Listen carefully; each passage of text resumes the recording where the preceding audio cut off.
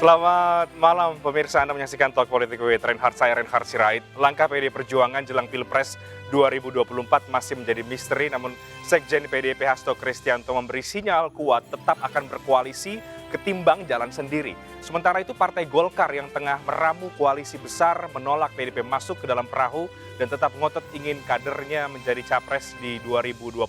Benarkah Partai Beringin bermanuver untuk meninggalkan Partai Banteng dalam barisan koalisi besar? Bagaimana nasib PDIP jika ditinggal rekan-rekan koalisi pemerintah Jokowi? Inilah Talk Politik with Reinhard selengkapnya.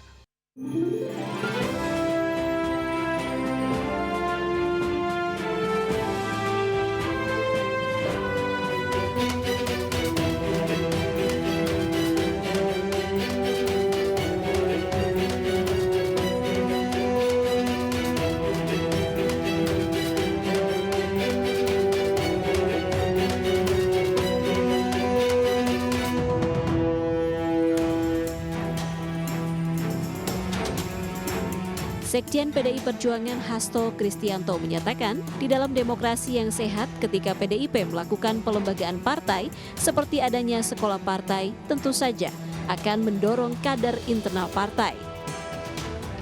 Hasto mengatakan Ketua Umum PDIP Megawati sudah mempertegas keputusan partai akan mengusung capres dari internal partai. Hal itu dijelaskan dalam perayaan ulang tahun PDIP ke-50. Hasto juga merespon Partai Golkar yang menyindir PDIP terkait sikap seolah mensyaratkan calon presiden bila bergabung dengan koalisi besar partai pro pemerintah. Hasto mengatakan pihaknya menghargai sikap Golkar dan siap menjadi pendengar yang baik. Sebelumnya, Partai Golkar menolak PDIP masuk ke dalam koalisi besar jika tetap ngotot ingin kadernya menjadi calon presiden di Pilpres 2024. Hal itu diungkapkan Wakil Ketua Umum Partai Golkar, Nurdin Halid. Nurdin mengatakan koalisi besar akan menjadi lebih susah menentukan capres jika PDIP bergabung.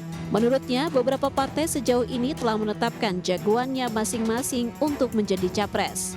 Nurdin menilai jika PDIP ingin bergabung ke koalisi besar akan menghadirkan lebih banyak pasangan capres dan cawapres. Kondisi ini baik bagi demokrasi. Dan malam ini saya akan bahas lebih jauh lagi bagaimana sebenarnya drama koalisi besar ini. Benarkah koalisi besar resisten terhadap PDI Perjuangan dan bagaimana kemudian langkah politik PDI Perjuangan nantinya karena PDIP masih menjadi partai satu-satunya yang belum memberikan tanda-tanda kemana arah koalisinya dan tetap menginginkan bahwa capresnya adalah kader internal PDI Perjuangan. Kita akan diskusikan malam hari bersama dengan 3 narasumber yang sangat luar biasa sudah hadir di studio Talk Politik with Reinhard. Ada Bang Eriko Sotarduga, Ketua DPP PDI Perjuangan. Ada Bang Dev Laksono, Ketua DPP Partai Golkar. Ada Mas Toto Yunarto Wijaya, Direktur Eksekutif dari Carta Politika. Selamat malam, Abang-abang. Selamat malam, Assalamualaikum. Di tengah hiruk pikuk mudik masih ada isu soal politik yang ternyata dalam seminggu belakangan cukup mencuri perhatian, terutama ini soal koalisi besar. Bang Dev, saya tidak tahu ya, apakah kemudian pernyataannya Waketum Anda, Pak Nurdin itu adalah pribadi atau mewakili institusi Partai Golkar ya. Tapi apakah koalisi besar ini memang jumlahnya segitu aja ya, partai-partai ini, atau kemudian masih terbuka kalau partainya Bang Eriko mau masuk? Ya, tadi pembukaan dari Bro Ren itu memang itu udah agen LPG. Bro Dev, gosip. Makin digosok makin asik tuh barang. Gitu. Pertama gini ya, kalau sikap partai itu yang menyampaikan Ketua Umum dan Sekjen. Bukan diwakilkan, bukan didelegasikan, bukan apa. Enggak, harus Ketua Umum dan Sekjen menyampaikan melalui forum resmi. Jadi apa yang dikatakan yang di luar itu isu-isu itu pandangan-pandangan pribadi. Nah, dan Golkar itu kan memang partai demokratis yang sangat dinamis. Jadi memang selalu ada letupan-letupan kecil, tapi itu ya bagian dari dinamika di dalam Golkar. Itulah yang membuat Golkar menjadi unik gitu.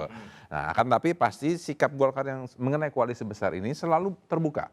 Ya, koalisi selalu terbuka, kita juga jalin komunikasi terus dengan semua pihak dan tidak pernah menutup pintu untuk siapapun. Gitu. Selama tujuannya itu memiliki platform yang sama, visi misi yang sama, dan juga tetap kita duduk sama rendah, tinggi, berdiri sama tinggi. Jadi koalisi besar ini memang koalisi yang serius dijajaki oleh Partai Golkar dan partai pemerintah lainnya, atau ini sebetulnya hanya gimmick politik saja untuk melempar sinyal kepada partainya Bang Eriko? Tidak, kita itu memang sangat serius. Karena kita berpikir ini beyond 24 ya. Kita jangan berpikir hanya untuk kemenangan sesaat, kepentingan sekelompok saja. Kita berpikir bagaimana pemerintahan yang akan datang itu ya bisa benar-benar berjalan dengan smooth transition of power, dan juga bisa terus melanjutkan program-program kebijakan khususnya di program-program di bidang ekonomi, di mana Pak Erlangga sebagai salah satu tonggak utama dan strategi arsitek ekonomi pemerintahan hari ini, beliau itu berpikir bagaimana memastikan bahwa program-program ini benar-benar berkelangsungan sehingga memiliki dampak yang long lasting. Oke, nanti kita bicara soal capres, tapi saya mau ke Bang Eriko dulu. Ya. Mas Hasto, Sekjen sudah mengatakan PDIP mau jadi pendengar yang baik dulu aja. Ini maknanya apa nih Bang? Pendengar yang baik di tengah hiruk-pikuk koalisi besar. Baru kali ini loh Bro Dev, Mas Toto, ini namanya Reinhard Sirait ini, teman sekampung saya ini, memanaskan situasi saja. Padahal kalau dilihat sebenarnya bajunya Reinhard dalamnya sama Mas Toto beda-beda, sama ya kan? Aku ini sendiri beda nih. Cuman ini tadi pun karena ada rapat kan begitu kan. Nah, jadi kembali ke tadi itu, sebenarnya begini, bahasanya ini aja judulnya drama koalisi besar. Ini aduh. Jadi tidak ada drama ya Bang Ini Eriko? bukan drama dan bukan koalisi. Ini perlu saya ingatkan. Ya. Di dalam sistem tata pemerintahan kita tidak ada yang namanya koalisi, Bung Reinhardt. Ini perlu kita luruskan kepada masyarakat. Karena koalisi itu adanya di dalam sistem parlementer. Kita tahu sama-sama. Dan kedua, koalisi itu ada konsekuensinya. Berbagi, wah ini calon menteri ini dari mana? Kemudian juga pembiayaannya seperti apa? Apakah seperti itu sistem kita? Tidak ada. Kami sudah pernah berada di luar pemerintahan, tapi disebutkan di luar kabinet, dan bukan namanya oposisi. Nah, jadi sekali lagi kalau boleh, kami ingin membenahi di sini namanya kerjasama besar. Nah, kalau namanya kerjasama besar, apa yang salah dalam hal ini? Periode yang lalu pun kita kerjasamanya besar, betul ya, Bro Dev ya, Mas Toto. Semuanya kita bersama-sama, dan membangun bangsa ini tidak bisa memang membangun dengan sendiri. Nah, tetapi ada yang kita lupa, Bung Reinhardt, terkadang terhadap apa yang menjadi tujuan utama ini. Tujuan utama kan kita mau mencari pemimpin bagi bangsa ini. Nah, ada 3 kategori untuk menjadi pemimpin di bangsa ini. Pertama, kapasitas kapabilitasnya. Nah, kedua, bahwa dia bisa mengena ke masyarakat, ke rakyat Indonesia. Karena yang milih kan rakyat Indonesia, bukan hanya partai-partai. Partai-partai mengajukan gabungan partai atau satu partai untuk mengajukan pasangan calon. Tapi kan yang memilih rakyat Indonesia. Yang ketiga, ini bukan karena PDI Perjuangan 3 ya. Tapi yang ketiga itu apa? Sebenarnya yang juga sangat penting. Bahwa Indonesia ini membutuhkan keberlanjutan kepemimpinan. Oke. Kan Pak Jokowi sudah melakukan pembangunan. Apakah ini nanti kemudian dinafikan? Contoh paling simpel saja, sederhana saja. Ibu kota negara dilanjutkan atau tidak nanti oleh pemimpin yang baru? Makanya di antara kami juga ada kesepakatan secara tidak tertulis, kalau mau dikatakan itu sebagai kerjasama besar, bahwa kita mencari pemimpin yang melanjutkan dan juga menjadikan pembangunan yang dilakukan oleh Pak Jokowi berkesinambungan dan lebih baik lagi. Cocok dong berarti. Tadi kan Kami tidak mencari yang antitesa, Oke. seperti itu Bung Reinhardt. Nah, tapi kami juga memahami seperti Bro Dev, seperti Golkar. Kan dia harus mencalonkan ketua umumnya, kan itu dalam Rapimnas atau apapun. Munas kita sudah putuskan. Kami juga seperti itu. Nah, begitu juga dengan Gerindra, PKB, dan lain-lain. Dan itu kan hal yang wajar. Ada kedaulatan partai untuk mengajukan calonnya. Nah, siapakah yang jadi nanti? Kita lihat, Bung Reinhardt. Apakah ini nanti menjadi kerjasama besar, ataukah nanti menjadi masing-masing seperti yang ada selama ini, bisa menjadi 3 atau 4 pasangan calon? Bisa-bisa saja. Bisa saja tinggal 2. Yang tidak kami harapkan tentunya nanti tinggal 1. Ini yang berat, tidak ada pemilihan. Nah, itu perlu kita bahas lebih lanjut nanti. Oke, Bang, tapi ketika semua ketum parpol pemerintah kemudian berkumpul kecuali PD Perjuangan, meskipun sudah disampaikan juga alasan ya, kemudian juga ada semacam narasi resistensi yang disampaikan oleh elit Partai Golkar soal kalau PDIP gabung ya jangan ngotot jadi capres, artinya tidak bisa kemudian mau masuk tapi pasang standar mau jadi capres. Itu Bung bagaimana? Reinhardt, kami di stasiun televisi yang lain bersama Bang Nurdin Halid sepakat kok. Ternyata beliau memahami. Sekarang begini, ada nggak yang bisa menjamin di sini kerjasama besar ini terjadi, ya, sebelum nanti dilakukan oleh katakan pengumuman atau mendeklarasikan oleh Ibu Megawati Soekarno Putri. Ini saya tidak mau menduga-duga ya, walaupun nama saya Riko Sotarduga. Dipakai terus tuh barang. Sekarang begini, kenapa nggak dilakukan sekarang? Contoh, tadi Bro Dev sudah sampaikan, itu kan kewenangan Partai Golkar bersama PKB. Kenapa tidak deklarasi sekarang atau nanti? Kan tentu ada strategi, ada hal yang difikirkan, dimatangkan. Kan begitu kan? Nah, begitu juga dengan kerjasama yang lain.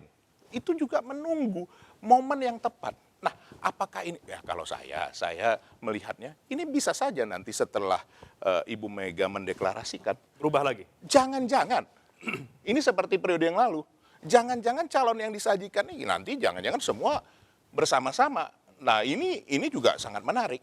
Atau jangan-jangan malah terjadi 4 kerjasama. Bisa saja kan? Dan itu menurut kami, ini berbeda. Nanti mungkin Mas Toto bisa menjelaskan. Saya rasa periode ini dibandingkan periode yang lalu. Kalau periode yang lalu itu pertarungan tuh boleh dikatakan berdarah-darah. Saya punya satu keyakinan bahwa periode ini tidak seperti itu lagi. Karena kenapa? Dari sekarang Pak Jokowi juga sudah melakukan komunikasi terhadap semua. Dan ini berjalan dengan baik. Dan jangan lupa Bung Reinhard, Pak Jokowi itu adalah kader PDI Perjuangan. Jadi kalau kemarin pertemuan 5 partai itu katanya PDI Perjuangan tidak ikut. Keliru, wong ada kadernya di sana yang ikut. Ibu Mega kan kebetulan sedang di luar negeri. Tapi begini Bang Eriko, artinya Anda mau mengatakan bahwa koalisi atau kerjasama atau apapun bentuk yang saat ini tengah ada, itu bisa berubah ketika nanti Bu Mega mengumumkan capres? Dalam dunia politik atau dalam dunia nyata, yang tetap itu adalah perubahan itu sendiri. Saya punya keyakinan itu. Kalau itu tidak perlu menduga-duga, itu pasti akan terjadi. Karena kenapa? Kita kan mau mencari pemimpin untuk rakyat. Satu. Kedua, partai-partai juga kan mau menang. Ada partai-partai yang tidak mau menang. Tidak ada kan. Tujuan berpartai, berkuasa, bermanfaat bagi masyarakat banyak. Nah, pasti konstelasi ini akan berubah. Berubahnya seperti apa kita lihat nanti. Oke. Betul Bang Dev, berarti sesungguhnya koalisi besar pun menunggu keputusan Bu Mega? Bukan, kalau bukan keputusan Bu Mega, gimana ya? Koalisi ini kan memang kita bahas secara bersama-sama. Kita memang menunggu waktunya. Buat apa juga kita deklarasikan sekarang? Apa gunanya? Pemilunya kan masih nanti, masih Februari. Pendaftarannya pun juga masih nanti bulan Oktober. Jadi apa bedanya kita umumkan sekarang, besok, atau 1 hari menjelang pendaftaran? Nggak ada gitu. Kalau ngomong untuk waktu untuk sosialisasi segala macam, calon yang akan diumumkan pasti sudah memiliki popularitas dan elektabilitas yang tinggi. Jadi kita sudah yakin bahwa ini pasti barang pasti jadi. Jadi kita nggak perlu khawatir waktu yang sedikit hanya untuk sosialisasi. Ya kita hanya mau menunggu momen yang tepat agar situasi politiknya ini tidak berkembang dan menjadi panas dan akhirnya fokus pemerintahan menjadi tergeser daripada target-target tersebut. Oke, Mas Toto udah senyum-senyum aja. Mas Toto sekarang ini udah panas atau belum sih sebenarnya? Saya atau nangkap masih pemanasan? Saya kok nangkap 2 kode gitu ya. Mungkin sok tahu gitu ya. Kalau yang saya tangkap kode dari Bang Eriko beberapa kali menekankan tentang saya menangkapnya keputusan dari Ibu Mega mungkin akan menjadi game changer, kira-kira seperti itu ya. Ini jangan-jangan kode dalam waktu dekat karena ada keputusan. Saya nggak tahu benar apa enggak. Yang kedua, Bang Dev juga tadi mengatakan nanti yang dipilih itu adalah capres yang elektabilitasnya tinggi, gitu kan. Mohon maaf kalau kita baca di survei, Mas Erlangga belum masuk dalam kategori ini. Jangan-jangan itu sebuah kode, Mas Erlangga mengejar target nomor 2. Nah, ini kesoktahuan saya dulu. Nggak termasuk surveinya Mas Toto atau Ya, survei survei lain. dulu, Bos. Ini juga Mas Toto. Survei banyak nih. Iya. Di semua yang tergabung di Persepi. Tapi yang memang bisa disimpulkan begini. Pertama, belum ada koalisi besar. Pertemuan hanya terjadi sekali. Tidak ada sebuah koalisi terbangun oleh pertemuan yang sifatnya sekali. Kedua, ada tafsir memang pada momen itu orang menafsirkan ini menjadi seakan-akan ada sebuah kejutan besar. Dikaitkan misalnya pertama dengan tidak hadir Ibu Mega. Sudah dijelaskan secara teknis ada di Jepang kalau saya tidak salah. Yang kedua, orang langsung mengkaitkan karena ada peristiwa U20 yang katanya membuat elektabilitas Ganjar turun, seakan-akan ini akan minus PDI Perjuangan. Jadi ada yang meledek ini koalisi U20 melawan PDI Perjuangan yang tanda kutip berbeda sikapnya gitu. Koalisi O20. Tapi balik lagi, kita lebih mungkin melihat koalisi besar di bawah Jokowi. Orang mengatakan seperti ini kan, di bawah Jokowi. Itu kalau ini terjadi pada 2019, ketika Pak Jokowi masih bisa maju kembali. Ketika kita masuk ke dalam open election, incumbent tidak bisa maju kembali, ada wilayah tidak bertuan. Ego masing-masing partai itu jauh lebih besar. Dan itu sampai sekarang tampaknya belum selesai ya, Mas Toto. Ego masing-masing partai itu. Yang sudah menyatakan diri KIB, KIR saja tidak deklarasi kok, apalagi ini baru yang bertemu sekali. Tapi balik lagi, kalau dugaan saya, penghambat teknisnya pertama adalah penentuan capres. Kalau mau dilihat lebih tajam adalah ada dua partai yang di situ mungkin akan cenderung bersikeras dengan posisi masing-masing. Dua partai yang elektabilitasnya tinggi dan juga punya capres elektabilitasnya tinggi. Di situ ada PDI Perjuangan, ada Prabowo. Kan mulai di situ kan perdebatan apakah Pak Prabowo mau jadi wakil, Ganjar jadi wakil, atau mereka akan bertarung. Perdebatan di situ. Itu yang pertama. Yang kedua, andai kata ada yang berasumsi bahwa wah ini koalisi yang akan meninggalkan PDI Perjuangan sendirian. Mereka akan bergabung misalnya. Saya nggak yakin loh partai-partai ini misalnya mau berebut kue yang jumlahnya sama, tapi dengan banyak aktor. Kan dapat potongannya akan kecil. Begitu PDI Perjuangan akan melakukan deklarasi, mungkin akan ada satu partai yang langsung kabur atau dua partai yang langsung kabur. Karena merasa ngapain bagi-bagi dengan banyak aktor ketika jumlah kuenya besar, mendingan saya pindah nih. Saya cuma berdua di sini, gitu dibanding di sini berlima. Itu logika kekuasaan. Apalagi dalam pertarungan misalnya Pak Prabowo dan Mas Ganjar, dua besar gitu ya. Kita belum bisa menentukan siapa yang kuat sekali. Biasanya koalisi besar mungkin terbentuk kalau ada satu calon yang bisa menjadi capres yang elektabilitasnya jauh di atas yang lain, baru itu bisa terbangun. Oke, jadi Anda mau katakan bahwa koalisi besar ini sebenarnya agak sulit terjadi dan justru yang kemungkinan terjadi adalah ketika Bu Mega mengumumkan capres, di antara 5 partai ini bisa satu persatu mungkin beralih ke koalisinya dengan PDI Perjuangan gitu Mas Toto? Too good to be true untuk menjadi sebuah koalisi besar dalam waktu dekat, apalagi diputuskan dalam waktu dekat. Saya tidak mengatakan nanti kiblatnya akan bergeser kepada koalisi PDI Perjuangan, tetapi itu akan kemudian mendiversifikasi yang mereka anggap sebagai satu kesatuan ini dengan mudahnya kalau ada koalisi besar lain, capresnya juga kuat, minimal 1-2 partai itu mungkin sekali akan bergeser. Itu yang menyebabkan menurut saya secara teknis hampir tidak mungkin koalisi besar ini terbentuk, kecuali kalau kita melihat namanya tidak jauh berbeda ya, di antara Ganjar dan Prabowo dalam beberapa waktu ke depan sampai sebelum pendaftaran KPU, ada yang elektabilitas tinggi di atas yang lain, baru mungkin koalisi besar itu bisa terwujud. Oke, Bang Dev, tidak mungkin too good to be true koalisi besar? Saya masih yakin lah. Saya masih yakin karena gini loh, ini kan masih waktu masih panjang. Jadi dinamika kan berubah terus. Komunikasi masih berjalan dan kalau memang kita bisa mendapatkan formulasinya, pasti akan ada satu kecocokan dan bisa berjalan dan akan bisa masuk ke pemilu seperti itu. Solitin KIB aja kan susah. Yang lebih besar kira-kira gitu kan. KIB sangat solid, itu saya dapat confirm itu. Solid bicara platform, tapi susah untuk bicara capres. Kan selalu itu juga. Dan nunggu waktunya aja. Oke, mungkinkah karena itu juga Bang Erikut, Mas Hasto kemudian menjelaskan bahwa ya kita jadi pendengar saja dulu karena sesungguhnya pun Anda juga melihat di koalisi kerjasama atau apapun itu yang besar ini katanya itu belum tuntas juga sebenarnya. Tapi boleh dijawab nggak kode yang saya tangkap tadi? Nah, Bener nggak tuh? sekaligus menjawab kode tadi itu. Ya sekarang begini, Mas PP Toto kali kodenya. dan kita semua ya. Andaikan pun saya tahu, istri saya aja tidak saya beritahu. Aduh. Ini saya jujur. Kalau saya ibu belum dikasih tahu nggak Bang? Saya belum tahu. Bro Dev? Ya bagaimana ya? Menurut saya ini semua menarik.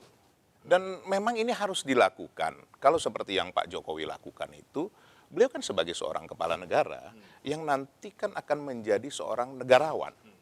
Tentu beliau harus apa ya, kalau mau boleh dikatakan dengan bahasa, bahwa ini harus mengakomodir semua. Kan ini kan mau mencari seorang pemimpin yang terbaik dari yang terbaik. Yang kedua, bahwa ini juga menjadi apa?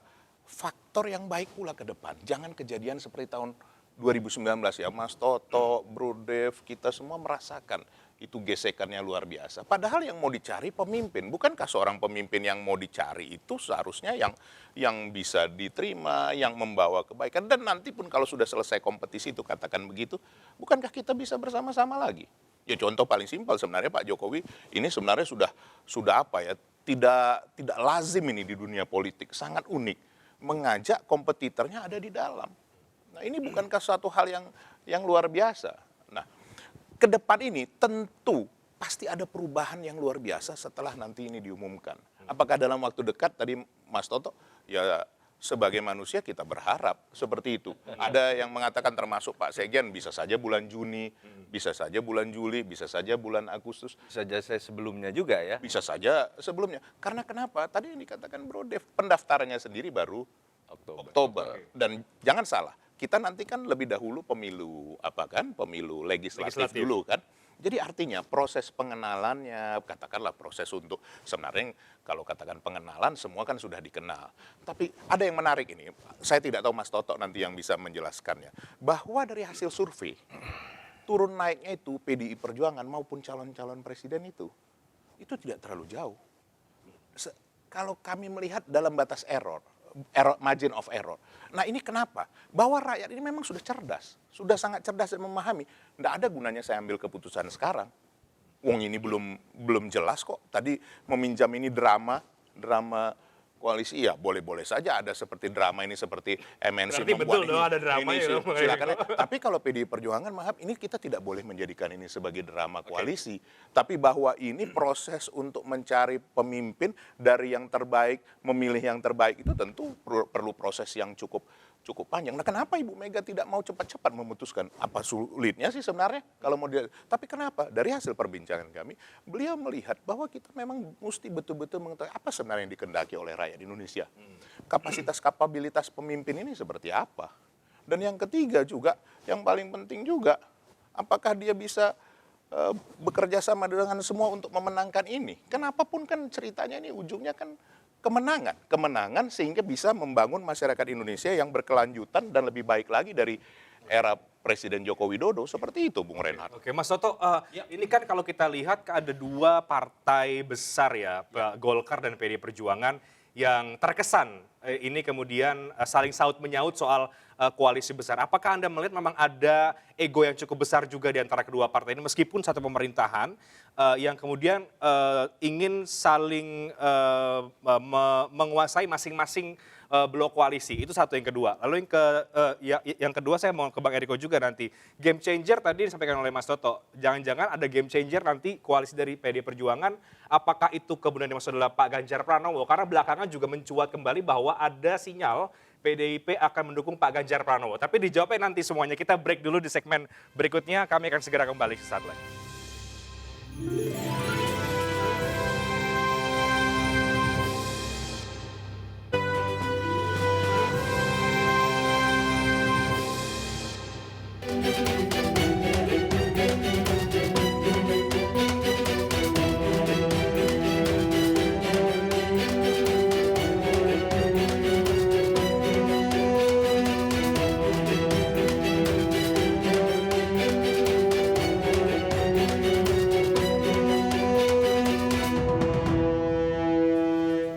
Saya lanjutkan segmen terakhir, juga segmen kedua di program Talk Politik with Reinhardt. Saya ke Mas Toto. Jadi kalau Anda melihat saling saut menyaut antara elit-elit partai PD Perjuangan dan juga Golkar ini, Anda melihat ini apa konstelasi yang biasa saja atau di balik itu sebetulnya ada makna yang lain yang kemudian bisa dibaca? Kalau dalam konteks koalisi Pilpres, saya tidak melihat sebenarnya pertentangan antara Golkar dengan PD Perjuangan sebagai aktor utama. Oke. Perbedaan pendapat yang cukup tajam sebenarnya terlihat dalam konteks sistem terbuka dengan sistem proporsional tertutup. Oke. Karena Pak Erlangga itu seakan-akan adalah koordinator dari yang menolak Dengan partai-partai yang lain ya. tertutup dengan 8 partai. Dalam konteks koalisi Pilpres, saya lebih melihat walaupun mungkin tanda kutip terselubung, terjadi sebenarnya di belakang panggung ini adalah perebutan posisi antara PD Perjuangan dengan Gerindra. Kenapa? Tadi, dalam konteks membangun koalisi besar, dan ataukah kemudian akan bergabung atau kemudian terpisah, dua orang yang sangat mungkin untuk berebut posisi sebagai pemimpin itu adalah yang punya elektabilitas besar tadi, prasyarat utama. Mereka berdua adalah dua besar kalau dilihat dari jumlah pemilih ya, bukan kursi parlemen nomor 2 Golkar. Atau yang kedua itu adalah punya capres yang elektabilitas kuat. Sehingga saya nggak mau untuk jadi cawapres. Sudah ditegaskan oleh PDI Perjuangan dan Gerindra juga sudah menegaskan itu lewat Bang Dasko dan lain-lain gitu ya. Jadi saya melihat sebenarnya malah koalisi besar ini sulit terbentuk karena perbedaan pendapat di dua partai ini. Golkar yang saya baca baru Bang Nurdin Halid Dan Bang Nurdin dalam konteks ini menurut saya tidak konsisten. Kalau menyatakan menolak PDI Perjuangan untuk bergabung karena punya prasyarat ingin menempatkan kader sebagai capres, kenapa Bang Nurdin Halid tidak menolak Prabowo? Prabowo mengambil posisi yang sama loh. Dalam koalisi besar ini saya harus jadi capres. Tapi kalau masuk kan betul juga menambah kerumitan lagi dong, karena satu partai masuk ini partai nomor 1 punya standar juga kader internal harus jadi Kalau capres. mau Bang Nurdin Halid mengatakan kalau Prabowo kami terima. Tapi kalau kader PDIP tidak kami terima. Ini yang saya bilang tidak konsisten. Jadi saya masih menangkap ini terjemahan pribadi seorang Nurdin Halid. Bukan Erlangga Hartarto yang setahu saya juga punya hubungan cukup baik dengan Ibu Mega, begitu ya. Memang punya kepentingan yang berbeda dalam konteks profesional tertutup dan terbuka, tapi bagaimana kemudian mengatur kerumitan ini, nah ini yang menarik, bagaimana di panggung belakang, walaupun beliau bukan ketum partai, pengaruh dari seorang Joko Widodo menurut saya akan sangat besar dalam konteks menentukan arahnya koalisi besar atau tidak. Sama seperti tadi Bang Eriko sudah katakan, substansinya adalah memilih orang yang paling dianggap pantas menjadi penerus legasi dari Jokowi. Sehingga sudah pasti dengan definisi seperti itu, peran dari Jokowi walaupun di panggung belakang untuk ikut memberikan masukan kepada ketum-ketum partai ini, menentukan apakah perlu ada koalisi besar atau tidak, yang maju Ganjar atau Prabowo, itu menurut saya akan sangat besar. Oke, apalagi dengan yang tadi sudah kita bahas juga ketika break ya, tingkat kepuasan publik yang tinggi dari Presiden Jokowi ini. Kenapa? Karena modalnya sangat besar. Jadi yang menarik kan dari hampir semua lembaga survei mengatakan sekarang hampir di angka 75%-an. Ada satu lembaga bahkan mengatakan 76%. The highest ever even before the pandemic. Gitu ya, belum pernah. Ini melawan hukum gravitasi yang disebut dengan lame duck government atau kutukan periode kedua, terminologi di Amerika Serikat yang biasanya terjadi di hampir seluruh presiden Amerika Serikat di periode keduanya. Dari 21 presiden, hanya 3 yang katanya tidak terkena kutukan periode kedua tadi. SBY pun kalau kita bicara komparasi di Indonesia, itu mengalami itu ketika Juli 2011 sampai 2014. Tingkat kepuasan publiknya selalu di bawah 60% yang menyebabkan dia tidak bisa menjadi kingmaker dan dia tidak punya peran apapun dalam konteks pertarungan di 2014. Jokowi punya modal sangat besar mengenai hal tersebut dan ketika kita tahu isu 3 periode sudah mulai makin menghilang, perpanjangan periode makin menghilang, saya pikir peran beliau akan sangat besar dalam penentuan koalisi tadi. Oke, nah apakah kemudian peran Pak Jokowi yang besar itu juga Anda melihat sangat besar mempengaruhi pilihan-pilihan dan langkah-langkah politik para partai politik ini saat ini? Beban paling besar Pak Jokowi menurut saya adalah di partainya sendiri. Karena beliau punya keterbatasan, walaupun adalah penguasa, kepuasan publiknya tinggi, tapi beliau bukan ketua umum. Dan keputusan Kongres mengatakan hanya Ibu Mega yang boleh memutuskan. Jadi akan lebih ringan tugas buat Pak Jokowi kalau tidak lama dari sekarang, yang ketika situasi mulai memanas, PDI Perjuangan sudah memutuskan. Sehingga kemudian beliau melepas satu beban terberatnya, bisa berbicara mengenai mengatur ritme di antara partai-partai lain yang menurut saya ruang gerak Pak Jokowi untuk berdiskusi, memberikan masukan bisa lebih besar, termasuk ke Partai Golkar. Oke, Bang Dev ada tambahan soal yang tadi sudah kita bahas juga dengan Mas Soto? Ya kurang lebih sih hampir sama lah ya. Yang pasti komunikasi terus berjalan dan memang sikap partai itu adalah kita akan bersama-sama bahas di dalam koalisi. Jadi jangan terlalu tergesa-gesa mengambil keputusan, mengambil pengamatan dan langsung menganggap bahwa ini adalah sikap Golkar, karena tidak. Sikap Golkar itu akan diputuskan oleh ketua umum dan akan dibahas di koalisi dan diumumkan secara bersama-sama. Oke, nah Golkar ini kan partai partai papan atas juga, partai besar ya, yang tentu juga manuvernya juga diperhatikan. Nah, ketika mencermati yang tadi Mas Soto katakan ada bagaimana Pak Jokowi juga seorang kingmaker, juga ada PD Perjuangan yang sampai hari ini juga belum menunjukkan arah koalisinya. Apakah ketika nanti capresnya PD Perjuangan diumumkan, itu juga bisa mengubah bagaimana langkah-langkah politik Partai Golkar? Kalau sekarang ditanya ya anything is possible gitu ya. Jadi kalau tanya apakah itu iya atau tidak ya sulit. Nanti baru bisa dibilang bahwa akan merubah atau tidak atau memang kita sudah mengetahui atau kita sudah membuat sikap yang seperti apa ketika pada saat itu, karena ya politik kan ever changing. Jadi ya masih mengalir aja lah gitu. Tapi setuju ya apa yang tadi Mas Soto katakan bahwa ini sekaligus untuk mengklarifikasi bahwa tidak ada resistensi antara Golkar dan PD Perjuangan dalam konteks politik saat ini ya. Tidak ada.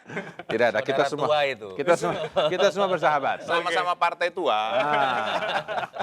Bang, jadi Mas Soto dikatakan satu-satunya kendala beban terbesar Pak Jokowi adalah kemudian dengan PD Perjuangan karena otoritasnya ada di Bu Mega untuk mengumumkan capres, tapi di sisi yang lain kemudian juga berembus isu bahwa PD Perjuangan akan mengumumkan Ganjar sebagai capres. Benarkah demikian? Begini, Bung Reinhardt, coba kalau kita perhatikan apa yang disampaikan Mas Toto sama juga Bro Dev ini, bukankah sama? Sebenarnya kan menunggu waktu yang tepat kan. Nah, waktu yang tepat itu yang mana? Salah satu faktor yang menentukan waktu yang tepat itu adalah PDI Perjuangan mengumumkan siapa melalui ketua umumnya.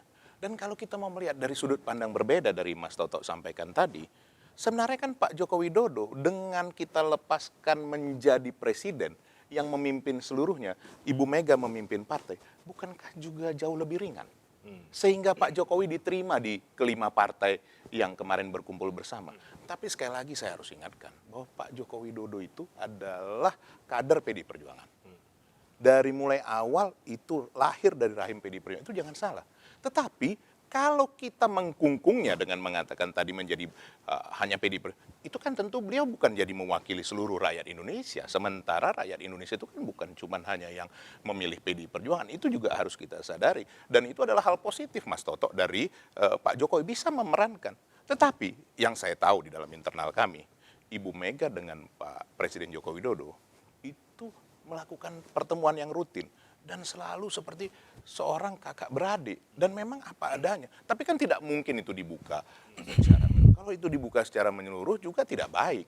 Karena beliau adalah presiden, pemimpin tertinggi di bangsa dan negara kita ini. Itu yang harus kita sepakati bersama. Nah, kalau mengenai calon, saya harus jujur. Saya belum tahu Bung Reinhardt. Biarlah nanti itu kewenangan Ibu Ketua Umum.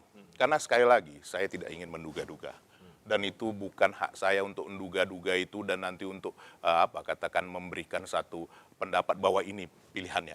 Tapi satu hal clue yang tadi saya sampaikan pada saat kita rehat tadi, bahwa ini semua juga bisa ada perubahan loh Mas Toto, Bro Dev. Ya. Apa yang bisa merubah ini semua? Masalah hukum. Itu bisa merubah konstelasi yang besar. Kalau saya ditanya, masalah hukum apa? Saya tidak tahu. Artinya akan ada yang terkena masalah hukum begitu? Saya tidak tahu.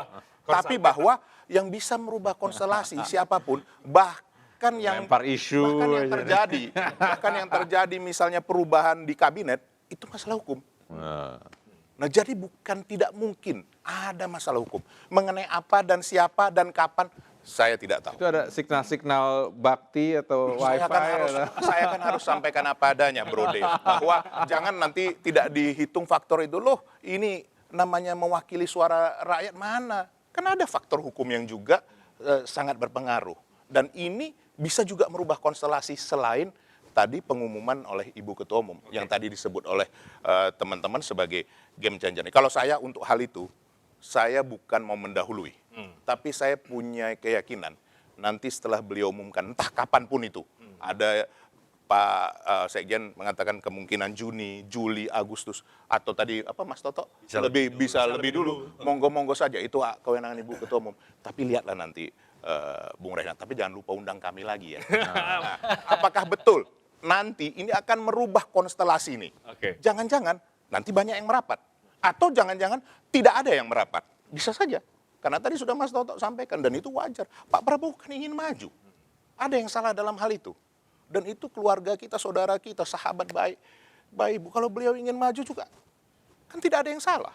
Kalau ada yang mendukung kemudian bisa mencalonkan, kan tidak ada yang salah. Ini kan kompetisi. Kompetisi itu kan sebenarnya harus riang dan gembira. Dan itu yang kita lihat, Mas Toto, kenapa Bapak Presiden Joko Widodo itu juga tidak dibebani oleh Ibu Ketua Umum. Biarlah Bapak Presiden Joko Widodo menjadi dirinya, menjadi kader kami untuk menjadi presiden bagi seluruh rakyat Indonesia. Jadi satu sisi sangat menguntungkan dengan kita tidak mengkungkungnya, oh ini PDI Perjuangan saja. Oh tidak, seperti itu. Itulah yang sudah dilakukan Ibu Megawati. Mengikhlaskan dengan sungguh-sungguh, tetapi bahwa beliau pendapatnya, itu pasti akan diminta pendapatnya Mas Toto. Saya nangkap sebuah kode juga. Nah inilah kode-kode ini tadi ini. Ini tahuan lagi. Saya kira kalau saya tangkap, kapanpun itu diputuskan, sepertinya pilihan Ibu Mega itu sudah hasil diskusi dengan Pak Jokowi dan harusnya mencapai titik yang sama. Nah, Berarti Namanya sudah siapa? ada.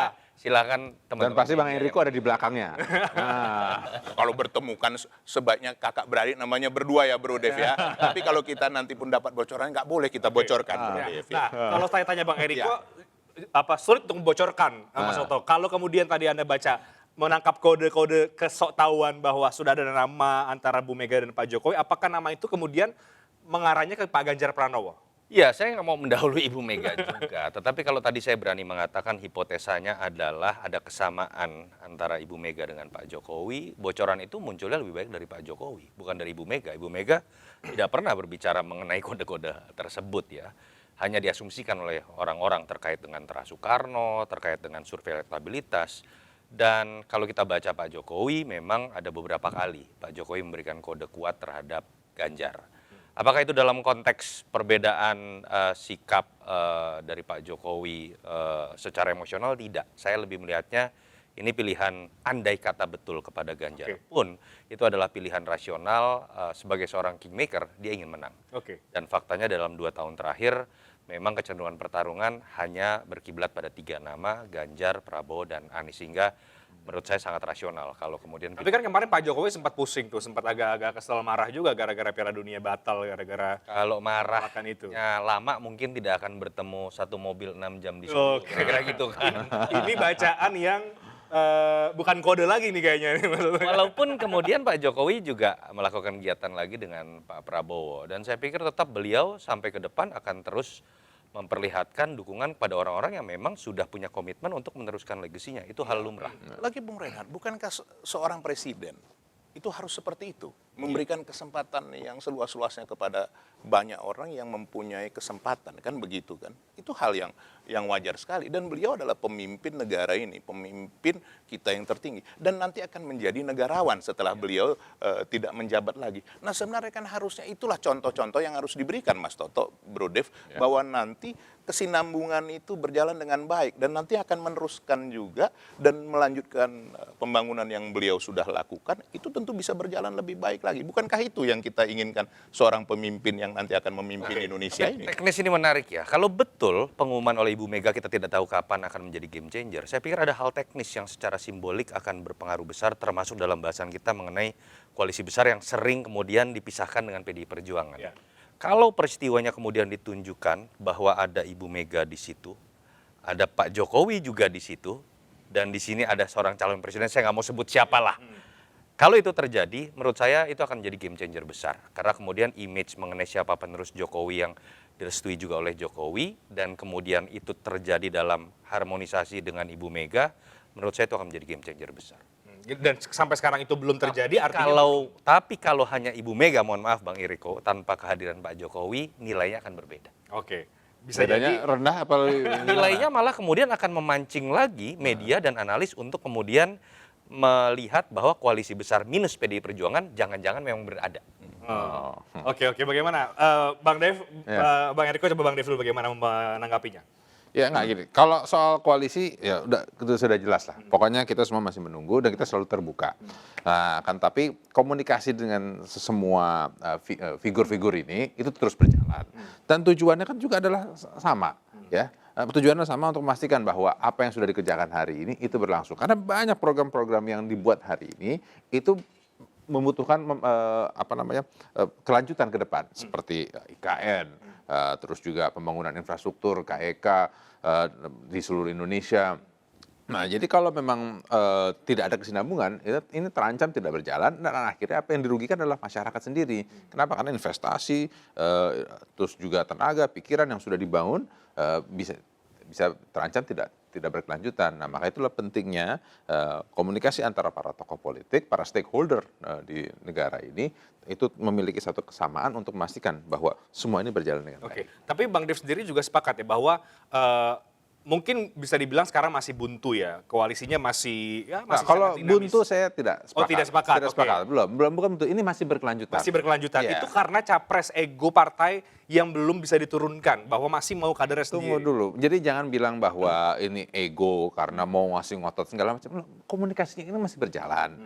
belum memutuskan apa-apa. Kita belum bilang, wah saya harus A, harus B, harus C. Lagi Belum. main kartu sambil masih ngintip Masih, semua ini. masih nunggu-nunggu, masih sambil komunikasi kita lihat kira-kira yang cocok gimana segala macam. Masih saling ngintip ya. Jadi ntar nggak tahu kan tiba-tiba bulan depan ada siapa yang salah ngomong apa lagi, berubah lagi. Kasus hukum. Ada atau yang tadi itu kan. Nah, jadi anything can happen ini ya.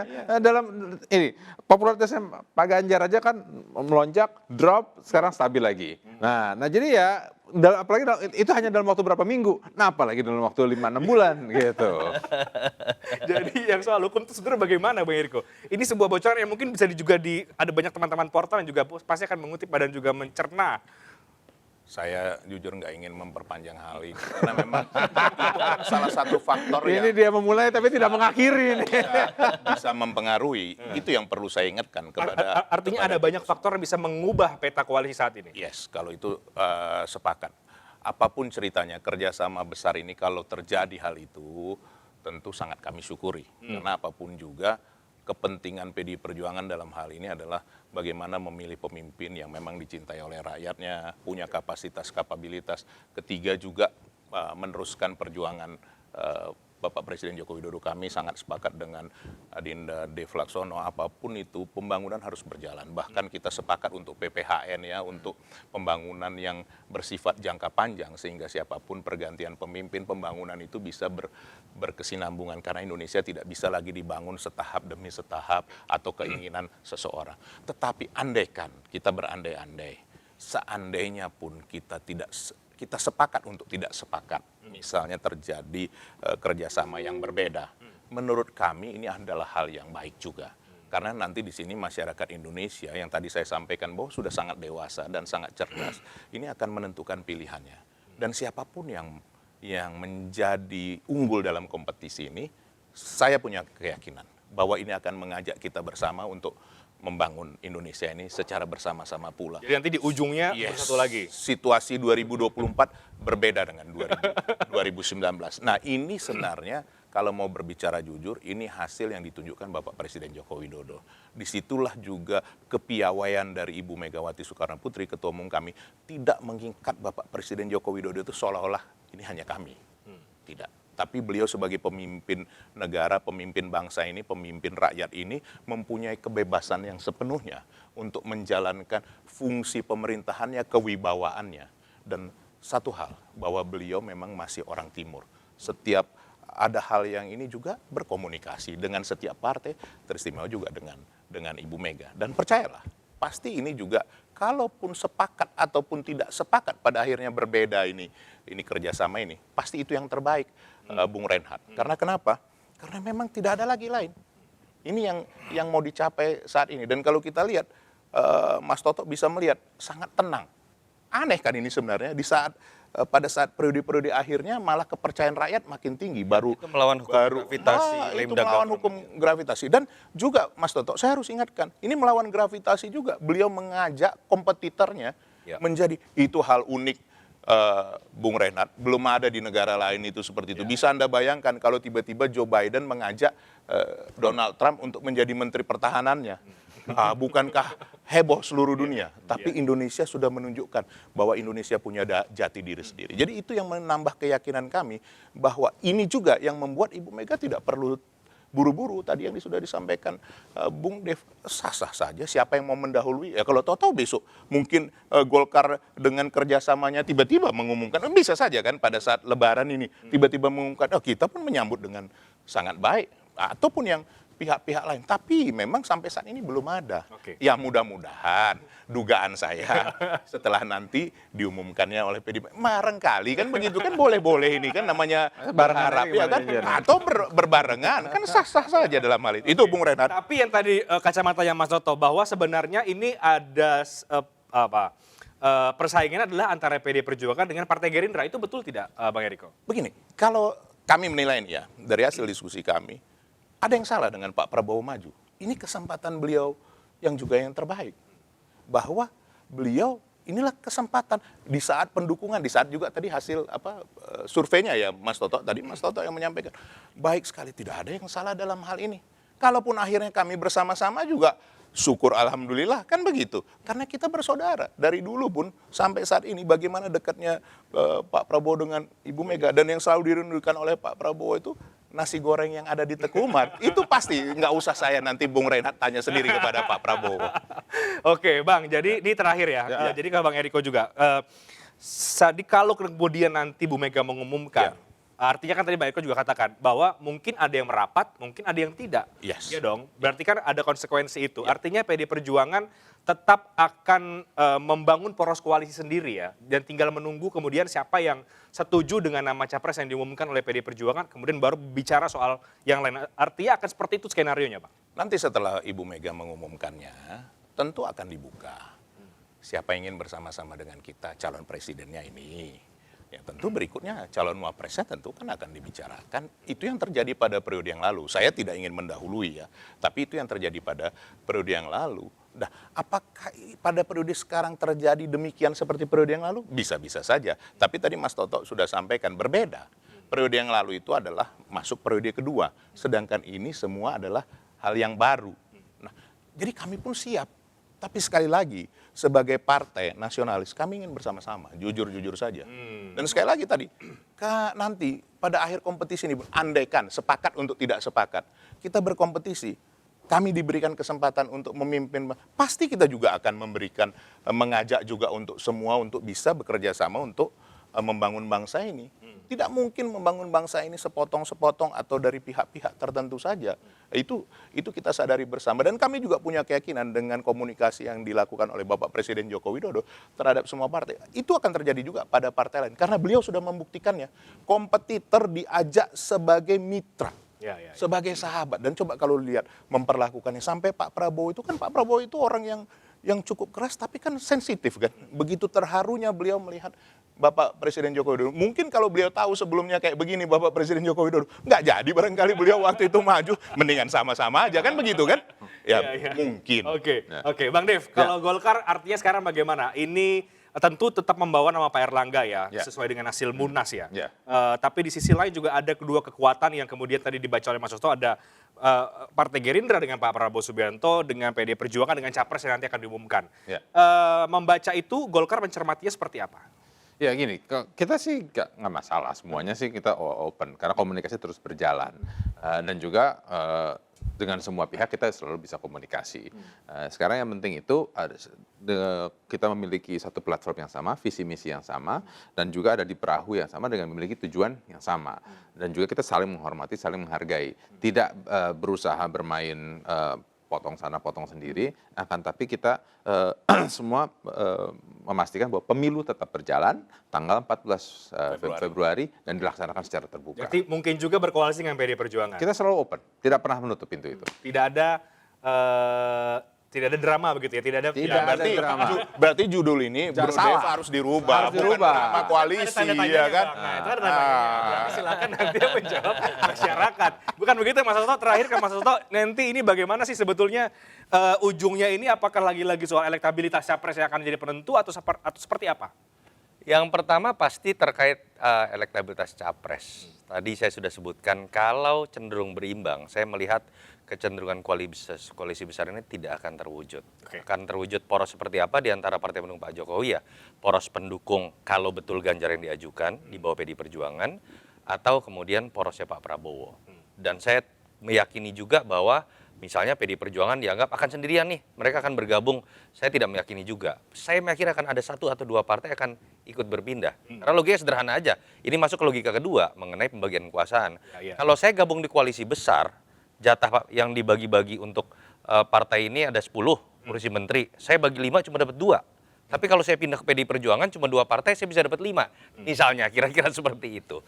Itu yang juga mungkin akan terjadi. Tetapi kalau ada salah satu capres, entah Pak Prabowo atau Mas Ganjar, dalam konteks dua nama yang elektabilitas selalu tertinggi ya, tiba-tiba ada yang elektabilitas jauh lebih tinggi di antara satu sama lain, bukan tidak mungkin koalisi besar ini akan terwujud. Oke, jadi sekarang kita menunggu siapa kemudian yang akan diumumkan oleh Bu Mega, kira-kira begitu Mas Hasto? Makin cepat PD Perjuangan membuka kartu asnya, makin cepat juga kita akan mendapatkan jawaban mengenai koalisi besar, Gerindra, Golkar, dan lain-lain. Itu juga mungkin yang diinginkan oleh Presiden Jokowi ya, menanti keputusan Bu Mega.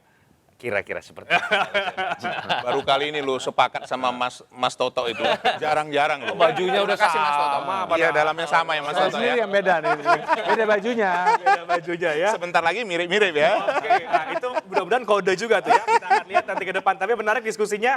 Silahkan Anda pemirsa yang menjawab apakah memang ada drama atau tidak. Atau menjawab bagaimana kemudian dinamika politiknya ke depan. Tapi yang jelas ada banyak sekali kode-kode yang dilontarkan oleh Bang Eriko, Bang Dave, dan juga bacaan dari Mas Toto terhadap peta koalisi ke depan. Saya Renhat Sirait pamit, terima kasih untuk kebersamaan Anda. Selamat malam, sampai jumpa.